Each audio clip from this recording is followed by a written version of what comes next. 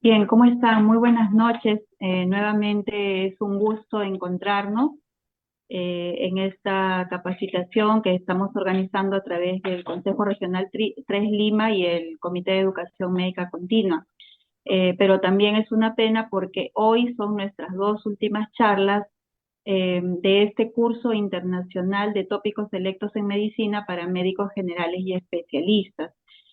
Todavía los invitamos a poder unirse de manera sincrónica en estas dos últimas charlas que son muy valiosas de temas muy prácticos y también de manera sincrónica en el aula virtual para que puedan desarrollar el curso y también obtener la recertificación. Bueno, ya está con nosotros el doctor Manuel Guillermo Caicho Villacorta. Voy a pasar a presentarlo para que ya inicie su presentación. El doctor es médico internista del Servicio de Emergencia del Hospital Alberto Sabogal Sologuren. También es internista del staff de la Clínica San Felipe y es miembro asociado de la Sociedad Peruana de Medicina Interna. Tiene un diplomado en auditoría médica y un diplomado en calidad de atención al paciente. El primer tema que nos va a presentar es cómo reconocer y tratar la sepsis en una sala de emergencia. Entonces, adelante, doctor Caicho. Bien, bien, bueno, Alejandra, primero agradecerte por la oportunidad. Y sí, pues como bien dices, es una oportunidad, es una posibilidad de poder compartir el conocimiento con los médicos generales sobre temas muy importantes sobre cómo, en este caso, cómo reconocer y cómo tratar la sepsis en una sala de emergencia, que es en el área donde yo me desenvuelvo mayormente, ¿no? Bien. Para hablar de sepsis vamos a tocar algunos puntos, vamos a hablar sobre qué es la definición, la historia, la epidemiología, el diagnóstico y el manejo. Bien, qué es la sepsis? ¿No? Primero eso. Antes esto se refería a lo que es el estado de putrefacción, el estado de descomposición, ¿no? Utilizado es un término griego, ¿no? Para describir lo que era una infección grave, una infección complicada, y esto se daba porque algún organismo disfuncionaba o dejaba de funcionar, digamos, de manera adecuada. ¿Por qué es importante la sepsis? La sepsis es importante porque es el causante del 20% total de muertes anuales, ¿no? Siendo por parte de la OMS como una prioridad, ¿no? Dentro de las prioridades, a tratar, ¿no? Esto abarca aproximadamente o llega a golpear hasta hasta 31 millones de personas en el mundo durante todo el año. Dentro de la importancia, ya viendo lo que es la sepsis, ¿por qué es importante conocerla? No solamente porque tiene que ver, digamos, con el tema de lo que es la vida, ¿no? Porque la mortalidad es alta en una sepsis, sino también las consecuencias que esto que pueda traer. Vemos que es responsable de la mortalidad tanto a corto como a largo plazo. Esto genera un alto impacto económico también en el hogar. Recordemos de que eh, en nuestro caso vivimos en un país tercermundista en donde muchas veces no existen los medios suficientes para sostener ya sea el manejo completo de la sepsis y luego las secuelas que esta puede dejar en el paciente, en la persona cuando ya llega a a su hogar, ¿no? Hay los costos en hospitalización, el tratamiento y lo que es, y hay una pérdida productiva laboral también, también genera todo un problema de tipo laboral. Entonces, ¿y qué está pasando con el con el transcurso del tiempo? Con el transcurso del tiempo vemos que la incidencia, esto va aumentando en la medida de que se está dando el envejecimiento, ¿no?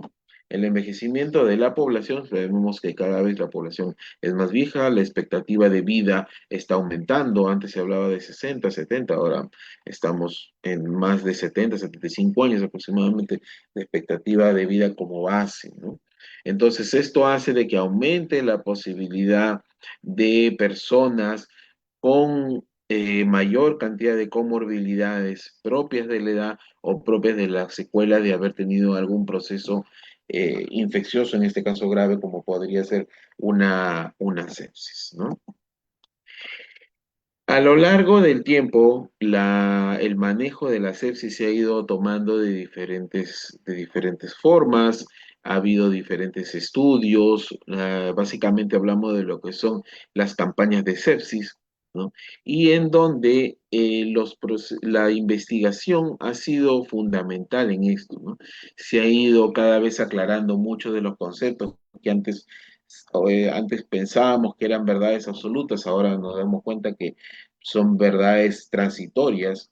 Y ahí podemos ver, por ejemplo, en la gráfica, desde el año 2004, pasando por el 2008, 2012, 2016, 2021, 2022, en cuántas referencias se han dado a lo largo de que ha tomado cada campaña de sepsis. Las campañas de sepsis son, digamos, es un documento que se elabora por un grupo que se encarga de lo que es la investigación y dar las recomendaciones de cómo debe ser el manejo adecuado, ¿no? De una sepsis.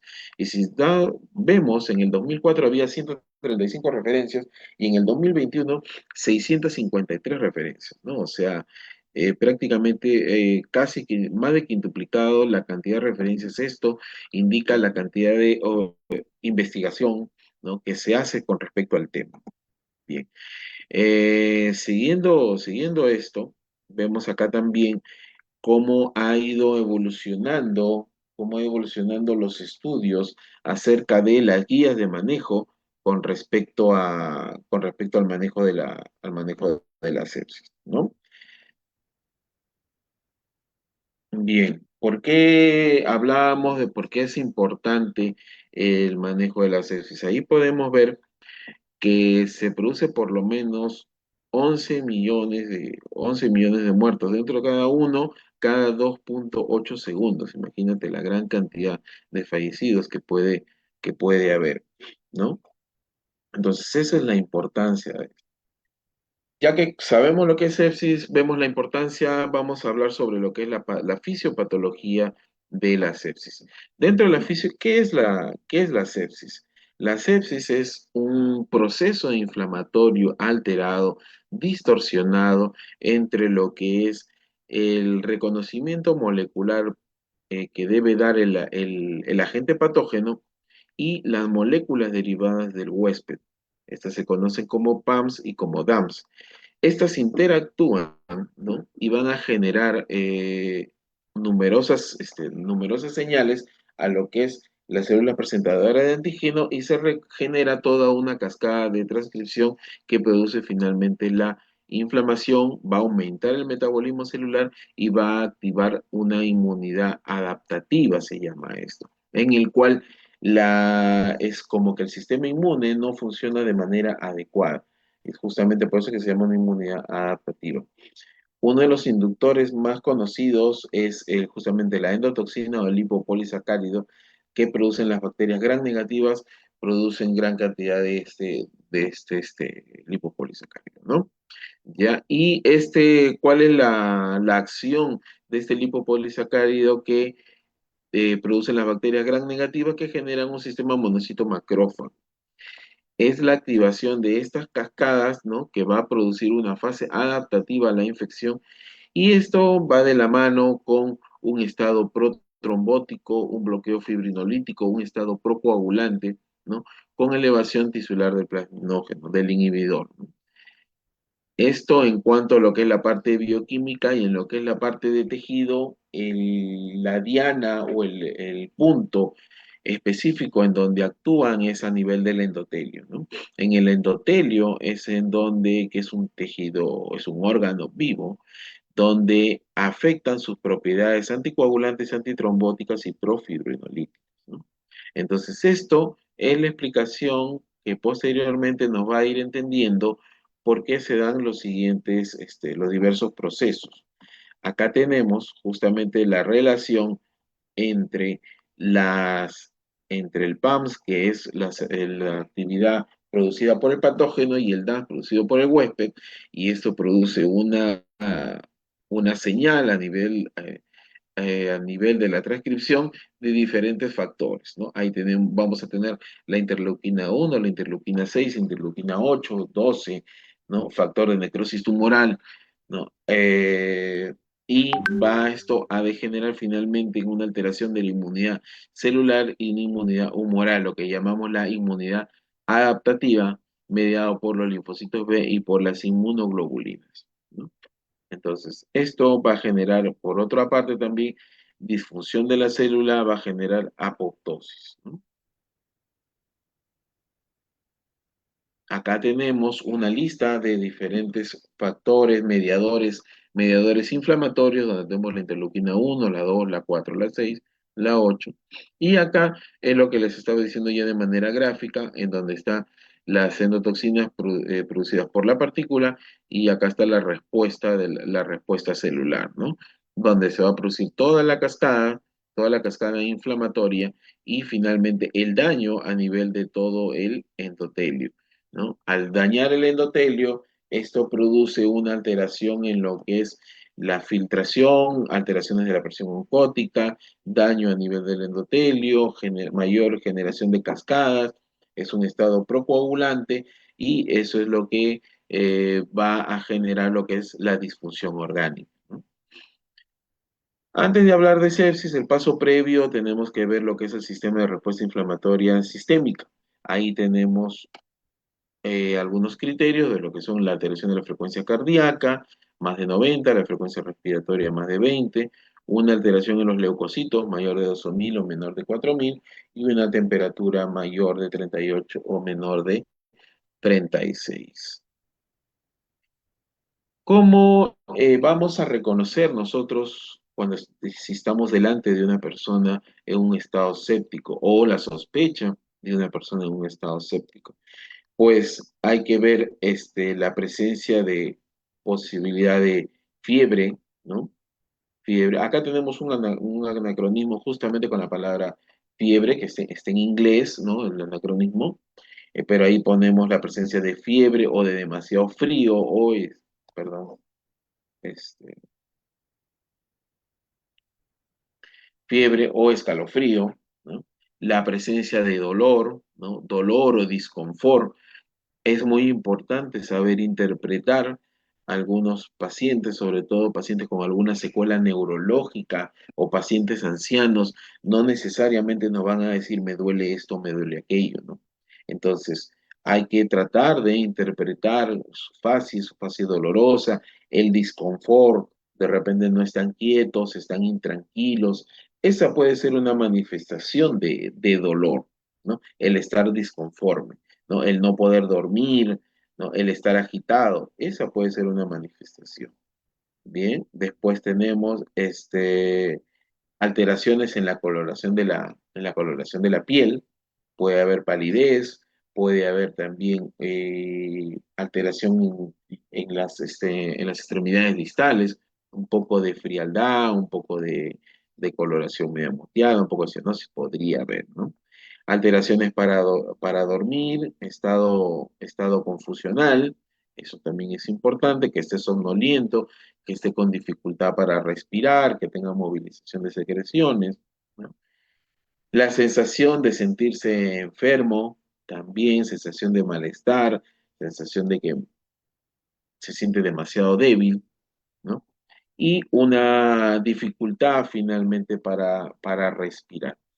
Esos mayormente son los síntomas, ¿no? Y algunos signos indirectos que nos pueden, digamos, orientar que podríamos estar ante posiblemente un paciente séptico.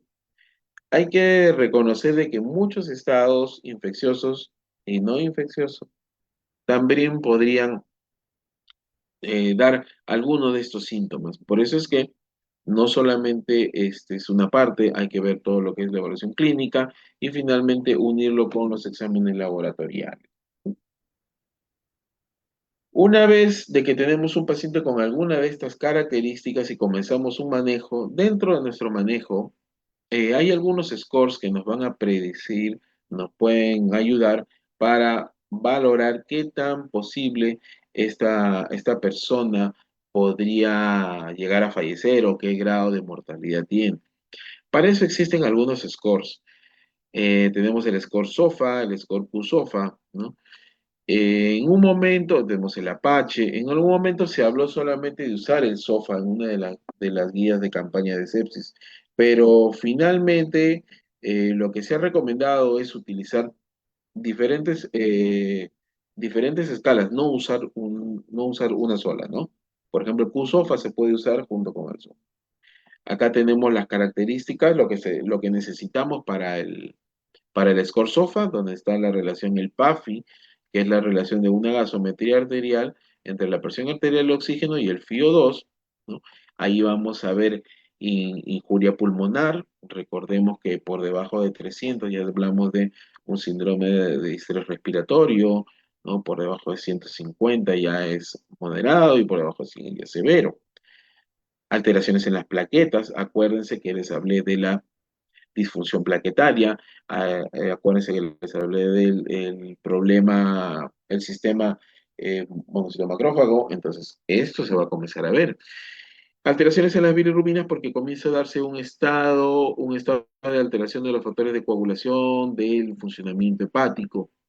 La presión arterial media también se puede comenzar a alterar por la deficiencia de fluidos, porque aumenta un estado procatabólico. La alteración de la conciencia también es muy importante. De acuerdo a eso, vamos a valorar la necesidad o la prontitud con la cual vamos a intervenir. La función renal también, porque en los estados de sepsis puede haber daño renal, puede haber una injuria renal, ¿no?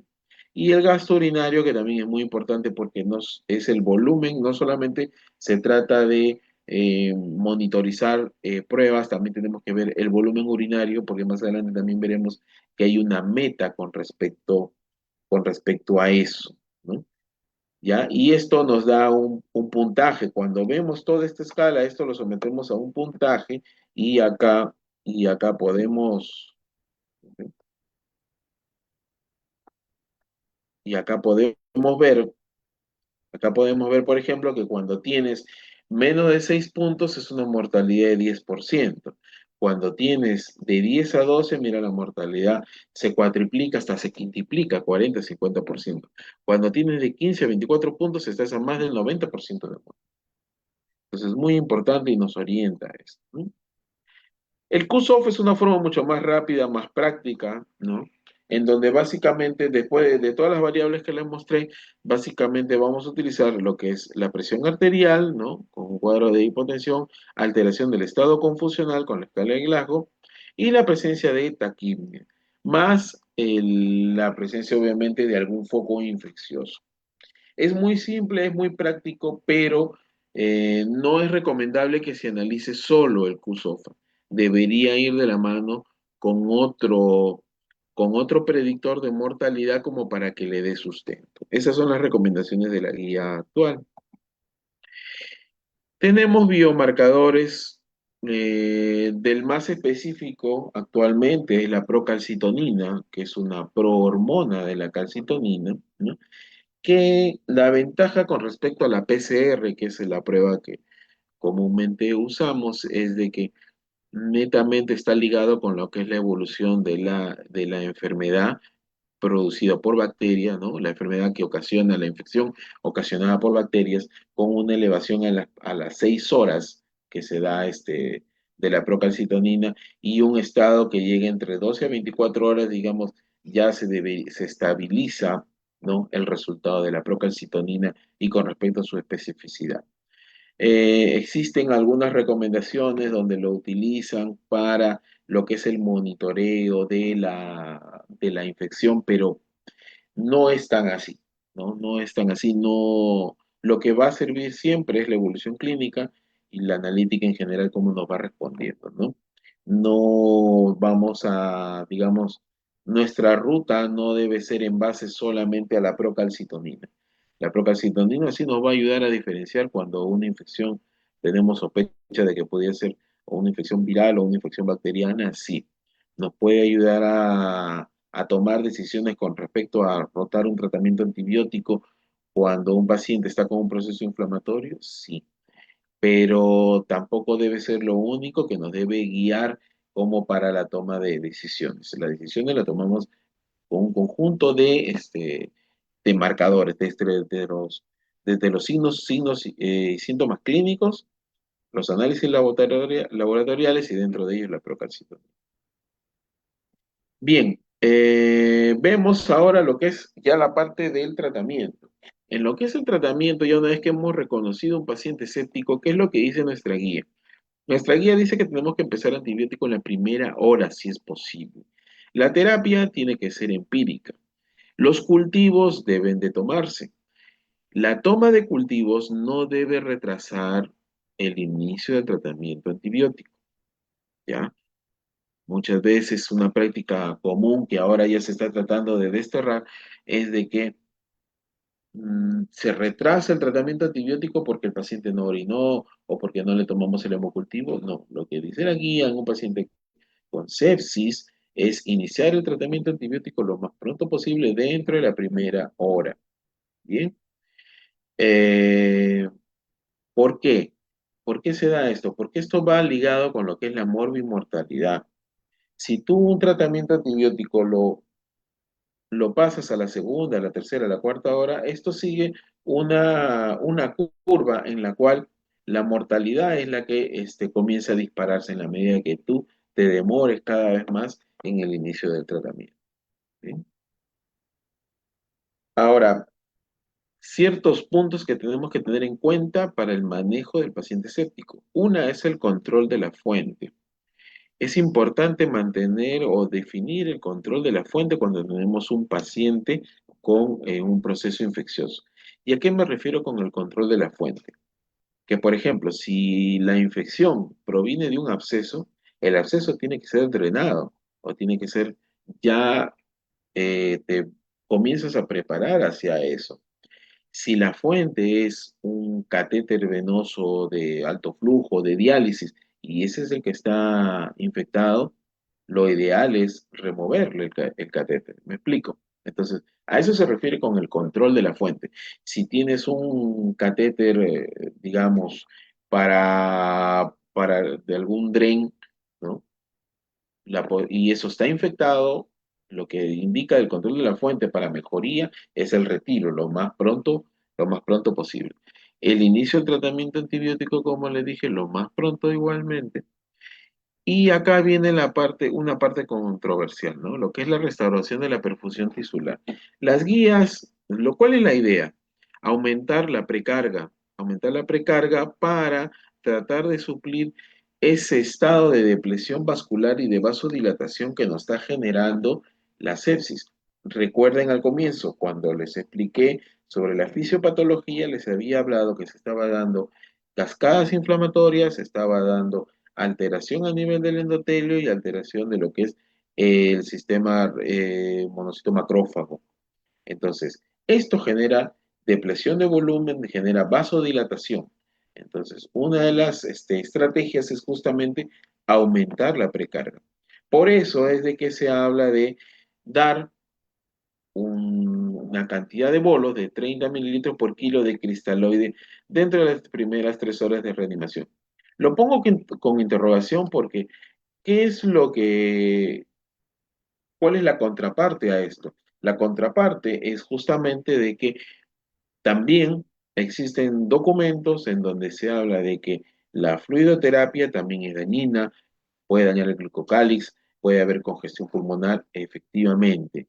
Por eso es que lo que se trata aquí no es de dar una cifra, no es de dar un valor para que lo hagas, digamos, de manera muy, por así decirlo, matemática, sino que veas tu paciente y de acuerdo a tu paciente individualices el tratamiento, la fluidoterapia, ¿no?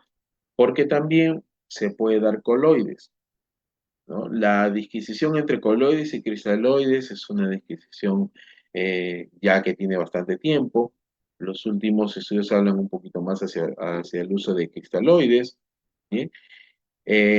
Sin embargo, también en pacientes con congestión se podría usar coloides yendo de la mano con el uso de albúmina, ¿no? Eso también está reportado. Pero el concepto más importante es de que ustedes no se guíen por una cifra al la, momento de dar la resucitación, la perfusión tisular, sino ver el paciente y de acuerdo a eso individualizar el tratamiento. El uso de vasopresor. El vasopresor se requiere justamente para mantener una presión de perfusión, ¿no? Tener una presión arterial media arriba de 65 nos asegura una adecuada presión de perfusión tisular, ¿no? Es la idea de que con esto sufran menos los tejidos. Mantener una presión arriba de 80, una presión arterial media arriba de 80, es recomendable para pacientes que son hipertensos. ¿Se puede mantener una presión arterial media por debajo de 65? Sí, en pacientes que manejan presiones arteriales bajas, que también los hay. Existen diferentes vasopresores, tenemos de la norepinefrina, tenemos la dopamina, tenemos la vasopresina, ¿no? La que está más estudiada, la que tiene más evidencia es la norepinefrina, que tiene menos efectos adversos que la dopamina. Con la dopamina teníamos bastantes efectos de taquiarritmias. Entonces, la que en los últimos años ha ganado mayor terreno es la norepinefrina. La vasopresina va de la mano junto como un acompañante, como un segundo vasopresor, es el que debería seguir luego de la norepinefrina cuando ya vamos viendo que los valores se van elevando, cuando vamos a una concentración entre 50 a 90 microgramos, ya llegamos a ese nivel, es momento de que ya probablemente estemos necesitando el uso de vasopresina. Y el uso también de lo que es la dobutamina, eso mayormente se deja para pacientes en un contexto cardíaco, ¿no? De una afección cardíaca en la cual se necesita un inotropo positivo. El uso de corticoides también se está usando, recordemos, volvamos a la fisiopatología, hablamos de una cascada inflamatoria, de un estado de inmunidad, digamos, deficitaria. Entonces, la idea de estos corticoides es justamente de tratar de restaurar o tratar de por lo menos disminuir el daño, tanto el daño tisular, el daño al endotelio, disminuir la cascada, el desorden de la cascada proinflamatoria. Se ha visto casos de pacientes que con falla renal aguda que recibieron corticoides y los que no recibieron corticoides y la posibilidad de falla renal aguda se vio con menor cantidad en aquellos que recibieron corticoides. ¿Cuáles son las metas? Las metas, yo tengo siempre que fijarme unas metas de qué es lo que voy a hacer con mi paciente. Entonces ahí tenemos lo que es una presión arterial media mayor de 65, una saturación venosa mayor de 70, una diuresis, ¿se acuerdan que les dije sobre el volumen de la diuresis? Más de 0,5 mililitro kilo hora. Por eso es muy importante cuando ustedes vean a su paciente, preguntar si el paciente está orinando o no está orinando. Eso es importantísimo, porque la falla renal aguda incrementa la mortalidad de manera tremenda, ¿no? Tener factores, lo que recomienda la guía es tener aparte, tener algunos scores dinámicos y un poco más objetivos. Por eso es que hablamos de la saturación venosa, la presión. Antes se utilizaba mucho la presión venosa central. Hoy día se ha visto que no es tanto porque ya ha habido mayores estudios, ¿no? Otro punto que se menciona es el tema del lactato. El lactato también implica lo que es hipoperfusión tisular. Hay que definir bien de qué estamos hablando en el contexto del lactato por sepsis, porque también tú puedes encontrar, sobre todo en pacientes oncológicos, lactato elevado. Es otro tipo de lactato, es el lactato tipo B, producido a nivel hepático, que es muy diferente a esto. Entonces, el uso de la elevación del lactato sí es un punto que tenemos que considerar con respecto al manejo de un paciente. Si tú ves un paciente con un lactato elevado, ese paciente le tienes que echar ojo, lo tienes que ver un poco con mayor detenimiento, tienes que plantearte ciertas metas. La idea es de que disminuyas el lactato en las primeras horas, por lo menos llegar hasta un 50% de bajar el lactato. Eso indirectamente me puede estar indicando de que mi perfusión tisular la puedo estar optimizando. Bien, tampoco se trata de estar midiendo el lactato cada 2 o 3 horas como en un inicio se intentó hacer, ¿no? Y también hay una forma un poco más práctica, ¿no? El estudio Andrómeda habló de lo que es el llenado capilar, ¿no? El llenado capilar tan simple como hacer la presión y ver cuánto era el llenado capilar, cuánto demoraba, ¿no? Entonces, esa siempre prueba, de alguna manera, en el enfoque inicial de un paciente escéptico, estaba tan a la par como cualquier otra prueba que utilizamos para ver el estado de perfusión, como la medición del lactato o alguna otra prueba. Había, inclusive estaba mejor, ¿no? El uso de la presión del llenado capilar. Sin embargo, cuando llegamos a los 28 días en estudio, prácticamente no hay una gran diferencia, ¿no? Pero si lo valoramos, definitivamente la rapidez y la economía para ver lo que es el manejo de un paciente, un estado de hipoperfusión como es el estado séptico, una manera muy rápida es el llenado capilar y es una manera muy práctica, ¿no? ¿Bien? Entonces, ese es un punto a considerar. Bien, esto sería todo en cuanto a lo que es sepsis. No sé Ya. si tienes alguna duda. ¿Tienes alguna? Claro, muchas gracias. Muchas gracias por esta primera presentación.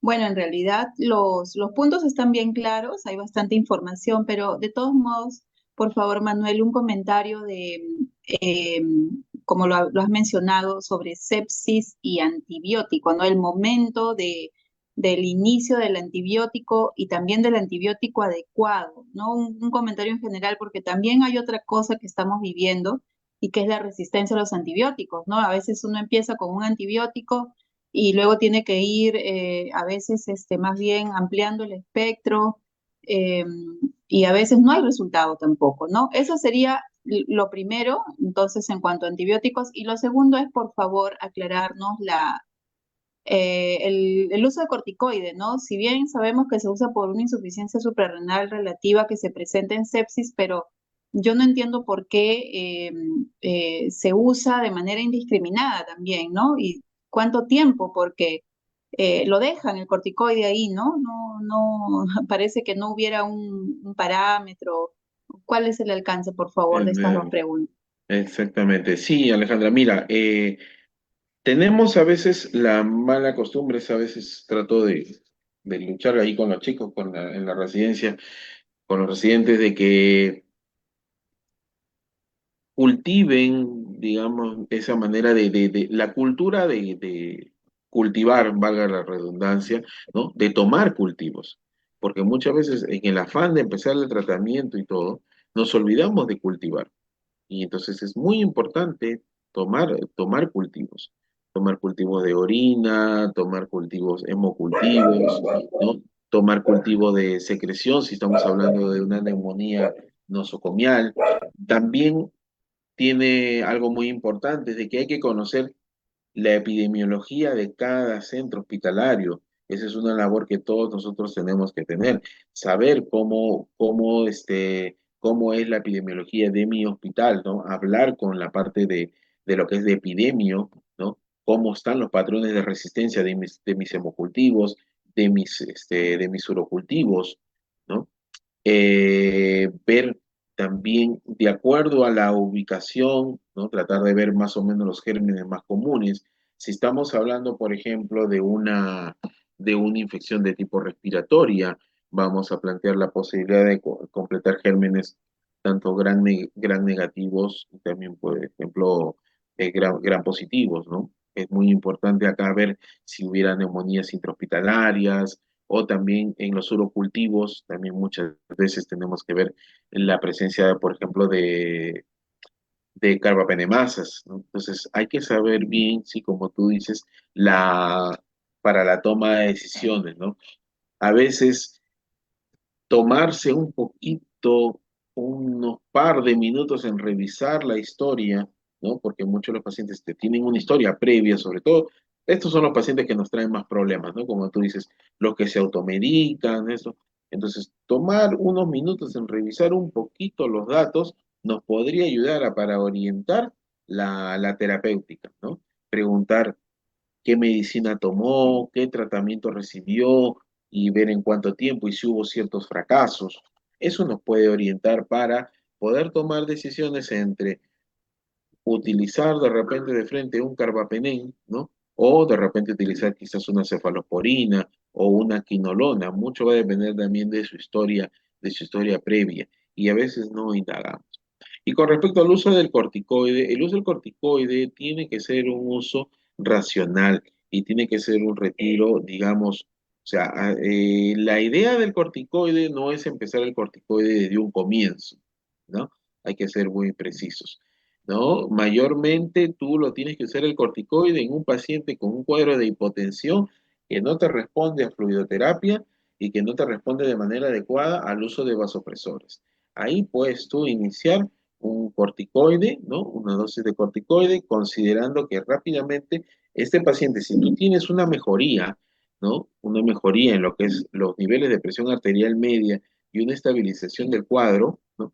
Entre 3 a 5 días tú ya tienes que tener definido, te da el tiempo como para ya comenzar, a partir de ahí ya comenzar el descenso, porque no vas a dejarlo eternamente con el corticoide, o sea, una dosis, mayormente los estudios son con hidrocortisona, ¿no? Dejarlo con hidrocortisona se maneja entre 100 en promedio, 100 a 125 cada 8 horas, entre 3 a 5 días y luego un descenso gradual, ¿no? Pero tiene que quedar claro de que no debe ser de inicio, a no ser que tú tengas una evidencia, sea un paciente endocrinológico, ¿no? Netamente, y te quede muy claro desde un inicio que es una insuficiencia suprarrenal, lo cual es muy raro, ¿no? Lo cual es muy raro. Hablando en un cuadro séptico, lo primero es hablar de, o sea, si estamos hablando de sepsis, normalmente manejamos la parte de los fluidos, los vasopresores y después vemos la otra parte, ¿no? Pero debe ser algo muy rápido, así como ingresas, el corticoide también debe ser un retiro rápido porque si no también vienen las otras complicaciones, ¿no? Mayor infección nosocomial, puede haber reflujo, micosis, ¿no? También puede pasarnos al otro extremo si es que alguien deja el corticoide, ¿no? Hiperglicemias, ¿no? Sin ir muy lejos, ¿no? Ujú. Bien, está muy claro, ¿no? Y qué buen mensaje para cerrar este tema de sepsis, de acostumbrarnos a cultivar, ¿no? O sea, ya eso tiene que ser un conocimiento ahí ya adelante, ¿no? Adelante de todo, o sea, cultivar, ¿no? Cuando estamos hablando de infecciones. Bien, Sí. entonces vamos al segundo tema, por favor. También de mucha utilidad para los colegas, porque, bueno, primero, ¿quién no ha sentido dolor? Número uno, y número dos, también, ¿quién no ha tenido un paciente que le han consultado o que ha tenido que atender con dolor, no sea en la atención primaria, en el segundo nivel o incluso ya en el tercer nivel de atención? Y también en consultorio, en emergencia, en cualquier espacio, ¿no? En hospitalización, siempre hemos tenido que atender personas con dolor, ¿no? Entonces, justo el tema es, quiero ayudar a mi paciente a aliviar el dolor en emergencia. Adelante, gracias. Ya, bien, Alejandra. Sí, como tú dices, el dolor es una de las patologías más frecuentes que vienen a emergencia, ya sea, digamos, porque verdaderamente amerita el cuadro o porque muchas veces es un dolor crónico que debería ser manejado en otro área, tipo consultorio o con medicina paliativa, con terapia para el dolor, pero lamentablemente vivimos un embalse que no solamente es una realidad peruana, también es una realidad sudamericana y en verdad es mundial, ¿no? El embalse de las emergencias por manejo del dolor es algo global. La diferencia es cómo contenemos o cómo manejamos esto, ¿no? Y digamos de que en algunas otras instituciones, en algunos otros países, están mucho más preparados para eso, ¿no? A diferencia de nosotros. Pero Sí, bueno, Manuel, por favor, ponlo en modo presentación. a ver, permíteme, un ratito.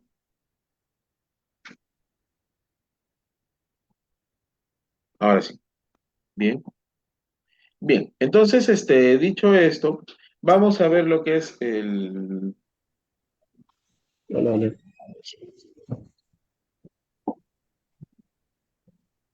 Sí, está correcto, Manuel. Sí, bien. Adelante. Sí, sí. Gracias. Entonces, veamos lo que es el tema del dolor, pues, ¿no? Comencemos a hablar de lo que es, el dolor es una respuesta del cuerpo que nos permite poder, es un mecanismo de defensa hacia una agresión. Como les decía, el motivo de la consulta de emergencia en 70 hasta un 80% está dado por pacientes que llegan por dolor, ¿no? El tratamiento también está muy lejos digamos, de llegar a a una meta en la cual nuestro paciente se vaya sin dolor, no. lamentablemente no llegamos a ese estándar, no solamente nosotros, sino en general, justamente porque muchos de los dolores son de difícil manejo, ¿no? Eh, por ejemplo, para darles un ejemplo, ¿no? Cuando uno diagnostica una neoplasia, entre el 30 al 50% de los pacientes tienen dolor, ¿no? Y en su fase avanzada, es una etapa 4 en promedio, el 70 al 90% de los pacientes tienen dolor. Entonces, su mayor consulta va a ser justamente por eso, va a ser por dolor y por los efectos secundarios que puede hacer una neoplasia. Lo que vemos abajo, vemos una escala visual, ¿no? La escala análoga, que justamente nos permite, deben haberla visto en sus diferentes servicios, ¿no? Está en todo lugar, que nos permite de una manera muy rápida ver cómo podemos identificar o cómo podemos comunicarnos con nuestro paciente con respecto a lo que es el dolor y cómo poder abordarlo. ¿Qué tipo de dolor tenemos, no? Tenemos el dolor nociceptivo, que es el dolor que tiene que ver en la afectación de las vías neuronales, esto es secundario a un estímulo real, por ejemplo, un daño al tejido, un daño en la piel, ¿no? Eso es un dolor nociceptivo, ¿no? El dolor somático ahí lo tenemos, lo que es ya cuando hay un compromiso de la parte de los músculos, de las articulaciones, los ligamentos, ¿no? El dolor visceral es un componente cuando hay un dolor a nivel de lo que son, digamos, los órganos internos, ¿no? Y el dolor nociplástico es un dolor no muy bien definido, que en un momento nosotros lo definíamos como problemas funcionales, ¿no? Donde mayormente a la ocultación o a la examinación no lográbamos definir alguna estructura muy bien señalizada, ¿no? Y ahí entra pues la parte de lo que es algunas enfermedades con gran componente psicosomático, como está la fibromialgia, el síndrome el intestino irritable también. Cuando queremos comunicarnos con nuestro paciente tenemos que utilizar algunas escalas, ¿no? Ya vimos, les había mostrado una gráfica donde está la escala visual análoga, que es con las caritas, también la escala numérica análoga, que es el típico te duele del 1 al 10, ¿no? Donde le pones por grados, de 1 es casi leve, 2 un poquito más intenso, 4 5 hasta 6 es un dolor intermedio, 9 10 es un dolor muy intenso, que inclusive llegas al llanto. La escala de categoría análoga, ¿no? La escala de categoría análoga es la mezcla de ambos, y la escala categórica análoga es, digamos, perdón, la escala categórica análoga es, digamos, es la misma la numérica, pero dividirlo entre leve, moderado y severo, ¿no? Cuando nosotros nos comuniquemos con un paciente, ¿no?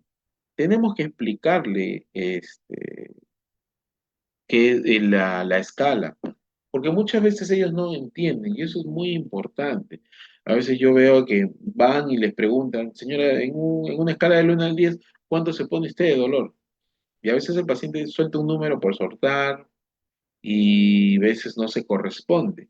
Y uno, si no está entrenado, simplemente toma nota y se va y luego no vas a cumplir la meta, porque de acuerdo a esto, tú luego debes traducirlo en las recomendaciones que da la OMS para el manejo del dolor y de acuerdo a eso dictas una terapéutica.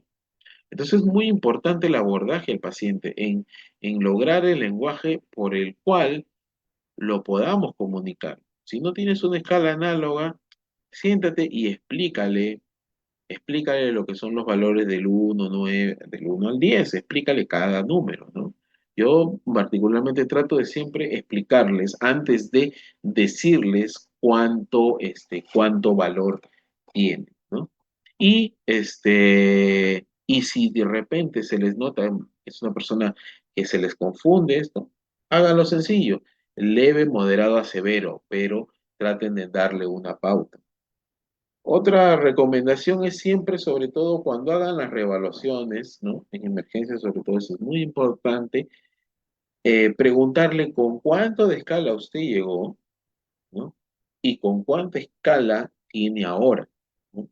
si no se estableció en ese momento cuánto tenía de dolor, siempre preguntarle con cuánto usted llegó, cuánto era la intensidad, ahora cómo se siente, y comparas. Si tú llegaste a controlar por lo menos entre un 30 hasta un 50%, yo creo que ya con eso es bastante en el sentido del control del dolor. Ojo que estamos hablando de una situación, esta exposición está situada en un área de emergencia. No necesariamente vamos a abortar completamente el dolor. Esa no es la misión del servicio de emergencia. Pero tenemos que adecuarnos para que nuestro paciente por lo menos se sienta atendido y orientarlo de acuerdo a dónde debe ir para, de acuerdo a eso, evitar algo, ¿no? Que el paciente retorne, porque eso es lo que hay que evitar, ¿no? Que el paciente retorne, que se sienta bien atendido, ¿no? Para evitar el sobreuso de los servicios de emergencia. Entonces, una vez de que ya hemos establecido qué tan severo es nuestro dolor, podemos ver desde un nivel leve, donde vamos a utilizar el primer escalafón, donde son los analgésicos comunes, suaves, algunos le dicen, donde está pues el paracetamol, donde está el ibuprofeno, donde están los AINES, ¿no? El segundo escalafón es donde ya comienzan a ver el uso de los opioides, donde tenemos ahí el tramadol, la epetidina, y el tercero ya cuando es un dolor intenso o es un dolor crónico que persiste, ¿no? Donde vamos a utilizar lo que es la morfina, la buprenorfina, la oxicodona. Hay que precisar que el dolor crónico se define como todo dolor que persiste más allá de 3 meses, ¿no?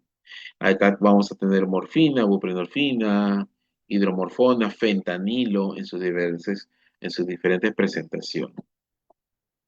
Bien, acá quería enfocarme un poco en lo que es el dolor neuropático, porque el dolor neuropático es uno de los dolores más difíciles de manejar, ¿no? Y por eso quería darles unos pequeños minutos a esto, ¿no? En donde se ve donde hay una lesión primaria o una lesión del sistema nervioso central o el periférico, ¿no? Cerca del 30% de los pacientes con dolor crónico obedecen a un dolor neuropático.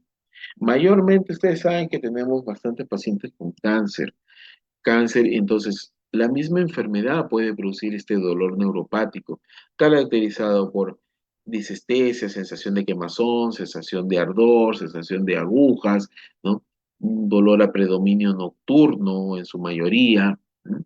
Y hay que saber qué medicamentos darle, hay que saber diferenciar cuando es por eso que al comienzo les mostraba los tipos de dolor, ¿no? Para de acuerdo a eso, tratar de ver qué terapéutica tú le vas a dar.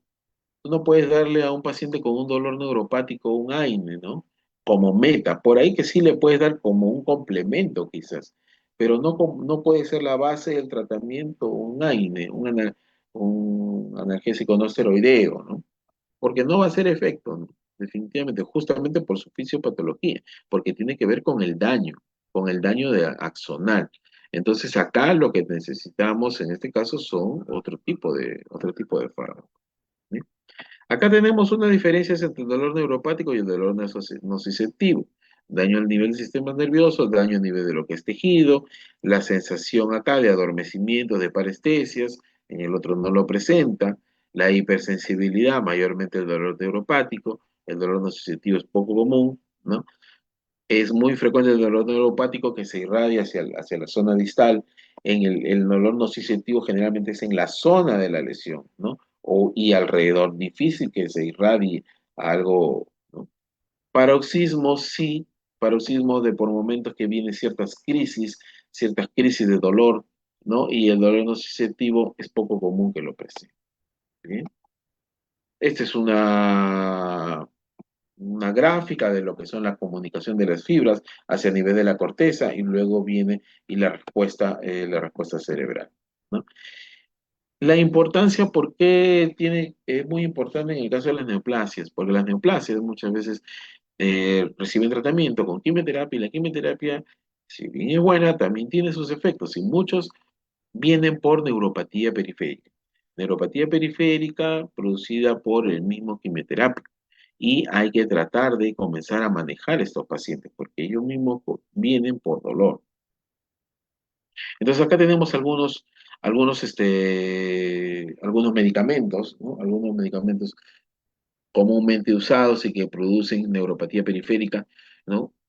Tenemos el cisplatino, la vincristina, la talidomida, ¿no? El etopósido, el arsénico. Entonces, es muy importante que tú vayas preparando a tu paciente si tienes un paciente oncológico, porque lo que va a presentar una vez de que entre con quimioterapia va a ser un dolor neuropático y tienes que comenzar a manejar el dolor neuropático desde un comienzo. Acá podemos ver cisplatino, carboplatino en la electromiografía, neuropatía axonal sensitiva. Oxaliplatino, neuropatía axonal. Paciclatel, neuropatía sensitivo-motora. ¿Ven? Vincristina, muy conocido, neuropatía axonal, ¿no?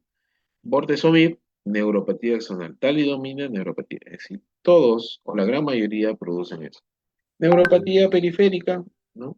Tenemos también de origen vascular. Lo más común en nosotros en emergencia, pie diabético. Pie diabético definitivamente es una de las grandes patologías que vemos en emergencia que viene con neuropatía periférica y es de origen microvascular, ¿no? Entonces en ellos también igual. Tú a un pie diabético no vas a estar manejándolo pues con ibuprofeno, con naproxeno, ¿no? No te va a resistir, no vas a manejar ese tema con esos medicamentos. Para eso tenemos opioides, para eso tenemos los GABAérgicos, tenemos gabapentina, tenemos pregabalina, que son muy buenos justamente que tienen indicación para el manejo del dolor neuropático, ¿no? Acá tenemos esto, ¿no? Acá está una gráfica de lo que son las neuropatías, ¿no? Las características, debilidad, fatiga, ¿no? Signos negativos, signos positivos podrían ser fasciculaciones, disminución en lo que es la electromiografía, fenómenos de autonómicos también, podría haber arritmias, podría haber fenómenos de hipotensión, disfunción. Eso también implica una neuropatía y también puede producir inclusive también similar, dolor. A veces la neuropatía, el paciente viene con una crisis de dolor y viene sudando frío, ¿no? Y una vez piensa que está hipotenso y lo que está pasando es que está presentando una disautonomía. Y eso es producto muchas veces, a veces también por los tratamientos, a veces por la enfermedad en sí. Tratamientos, acá tenemos de primera línea, gabapentina, pregabalina, ¿no? Primera línea, ¿no? Acá están las diferentes sociedades. Antidepresivos tricíclicos, ¿no? Amitriptilina. Es muy importante, y esto ya es para manejo de dolor crónico, pero es muy importante decirles que inicialmente el dolor no va a calmar, ¿no? Inicialmente que tengan paciencia. Tú también tienes que diseñar una buena estrategia, porque la gabapentina, hasta que logre su máximo, su nivel tope a lo que es el paciente, va a tomar por lo menos una semana, 2 semanas. Eso tú no puedes darle solo gabapentina y pensar de que con eso va a ser suficiente, porque esa gabapentina va a demorar todavía en actuar por lo menos una semana. Entonces tú tienes que acompañarlo de repente de un opioide y de acuerdo a la intensidad del dolor, volvemos a la escala, en donde vas a tener que decidir entre el uso del tramal o de repente el uso de una morfina o de una oxicodona de repente. Y de acuerdo a cómo vaya evolucionando, ya lo puedes ir titulando. Titulando hacia lo menos, lo importante es que el paciente no tenga dolor. El manejo por excelencia sería que el paciente no tenga dolor. Ya ahí vienen unos en controles, ¿no? Eso de repente ya para consulta externa, ¿no? Pero lo importante es que no tenga dolor. Uso con lidocaína, analgésicos opioides, ¿no? Tramadol también, ¿no? Duloxetina también se utiliza, la duloxetina a dosis de 30 a dosis de 60 miligramos también, que es un antidepresivo, pero se maneja también para manejo de dolor crónico. Venlafaxina, gabapentina, pregabalina, como les estaba diciendo, ¿no?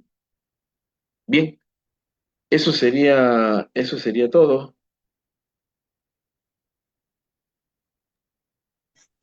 Bien, muchas gracias Manuel, excelente los aportes. Por favor, aclarar de todos modos en el caso de dolor intenso, ¿no? Si bien has ya mencionado que muchas veces, dependiendo de la patología de fondo, no va a calmar el dolor inmediatamente, entonces, por ejemplo, en una otitis aguda, ¿no? Que sabemos que el dolor es intenso, en la misma pancreatitis, en las fracturas, ¿cómo aliviamos, no? ¿Cómo aliviamos? Porque, como dice su nombre, solo vamos a aliviar, porque el proceso de fondo hasta que se resuelva, hasta que se trate, ¿no? De repente recién ahí vamos a lograr una verdadera disminución del dolor. Y mientras tanto, Ya, claro. Mira, es muy importante ver la raíz de dónde empieza el dolor, ¿no? ¿Cuál es el origen del dolor? Por ejemplo, una otitis, por ejemplo, una fractura. Todos estos son dolores de tipo somático, ¿no? Y ahí un AINE, pero tendrías que buscar un buen AINE con una buena potencia, ¿no? Sería beneficioso y podría ir de la mano de un opioide, ¿no? De un opioide de mediana intensidad, o de leve intensidad, como por ejemplo un tramal, ¿no? O quizás hasta un, un tapentadol también podrías utilizar. Pero yo no sería de la idea, no es lo recomendable tampoco empezar dar para tipo de dolores somáticos, dar una morfina o una oxicodona por los efectos adversos justamente, ¿no? Y aparte que estos están diseñados para otro tipo de dolor con mayor intensidad. Puede utilizarse también el uso de antiinflamatorios junto con corticoides, sí, pero tiene que ser por un tiempo corto. Recordemos que la asociación también va de la mano con sangrados y ese es otro tema también que hay que ver, ¿no? En cada una de las patologías tenemos siempre, así como en el estudio de la fluidoterapia en resucitación, tenemos que individualizar a nuestro paciente. Porque, por ejemplo, si yo tengo un paciente con un cuadro psicosomático, pero es un paciente anticoagulado, yo no le puedo dar un AINE por más que quiera, ¿no? Y si le doy, tendrá que ser por un tiempo muy cortito y con una dosis muy baja de repente, ¿no? Quizás ahí podría ser un tramal, ¿no? Un tramal a dosis horaria, habría que de repente ver, tratar de alternar la alternancia entre un tramal y un analgésico tipo paracetamol también es una buena estrategia para tratar de calmar el dolor mientras se va resolviendo cuál es el problema de fondo, ¿no? Otro ejemplo, si es un paciente cirrótico, tampoco lo puedo llenar ni de AINE ni de tramadol tampoco, porque por los efectos adversos. Entonces, siempre, como les digo, tenemos que individualizar a nuestro paciente y en base a eso poder dar algún tratamiento. Y siempre explicándole al paciente qué efectos va a producir para que los pacientes sepan detectar y sepan ver.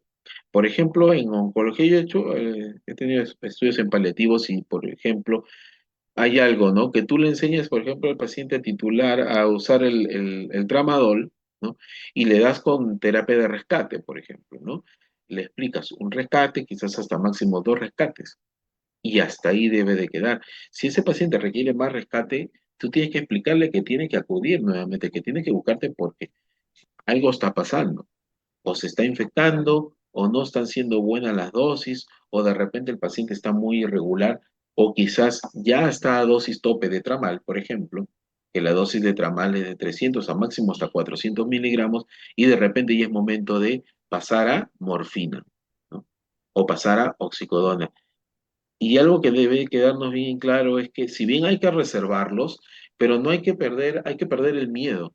Hay que perder el miedo a usar morfina, hay que perder el miedo a usar oxicodona, ¿no? Eso es algo que nosotros los médicos tenemos que aprender y es preferible aprender a perder ese miedo, ¿no? A que nuestro paciente esté crónicamente contramal con los efectos adversos y que de repente no le compenses el dolor, porque sigue con la crisis, sigue con la crisis, sigue con la crisis, porque ya es otro tipo de dolor. Otro tema también es usar la gabapentina y también perderle el miedo a la gabapentina, ¿no? A veces vamos con 300 cada 24 y tu paciente tiene dolor durante todo el día. Ponle cada 8 horas. Ponle una, ponle dos, ponle tres. El techo es alto todavía para utilizar gabapentina. Tienes bastante techo para utilizar. Pero por alguna u otra razón a veces no lo usamos. Somos un poco temerosos. Quizás hay un poquito de entrenarnos y ver día a día con el paciente, ¿no? Para lograr calmarlo. ¿Mm? Bien, muchas gracias. Justamente estas capacitaciones lo que buscan es eso, ¿no? Actualizarnos, darnos herramientas para ayudar, ¿no? Que eso es lo que al final es el objetivo. Entonces, muchas gracias nuevamente a nombre del Consejo Regional 3 Lima, a nombre también del Comité de Educación Médica Continua, no solamente a nuestro último expositor, al doctor Manuel Caicho Villacorta, sino también a todos los expositores nacionales en este curso internacional, a los colegas de México y Argentina que han colaborado. Sus aportes han sido de un valor incalculable. Muchas gracias por ello. Y bien, de mi parte, yo estaría dándole el pase al doctor Cristian Carpio Bazán para que como secretario de Acción Científica pueda ya dar la clausura a este curso y nuevamente invitarlos a continuar en estas capacitaciones que el Colegio Médico da de manera gratuita. Adelante, doctor Carpio, y gracias, doctor Caicho. Gracias.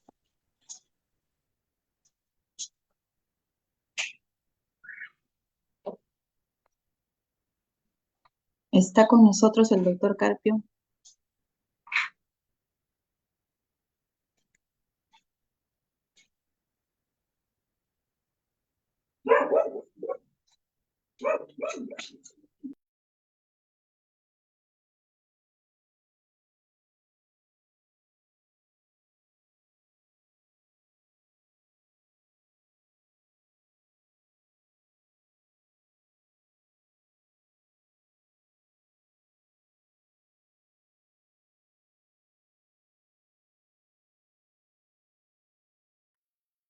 Doctor Carpio, adelante para que pueda clausurar y cerrar el curso, por favor.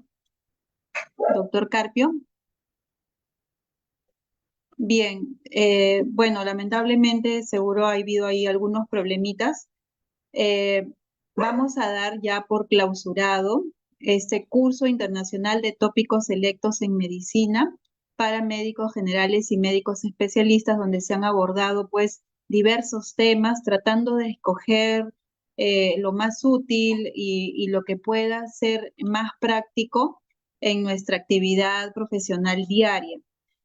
Ha sido un placer y nuevamente agradecer todo el apoyo del área de sistemas, a los ingenieros, al área de prensa del Consejo Regional 3 de Lima, a los directivos, a la doctora Frida, al doctor Cristian Carpio, a los moderadores y también a nuestros expositores, sin quienes no hubiera sido posible pues desarrollar este exitoso curso. Los seguimos invitando a que puedan participar en el aula virtual de manera sincrónica y ya el próximo jueves 26, de aquí a 2 días, está iniciando un nuevo curso. Muchas gracias, damos por cerrado el curso.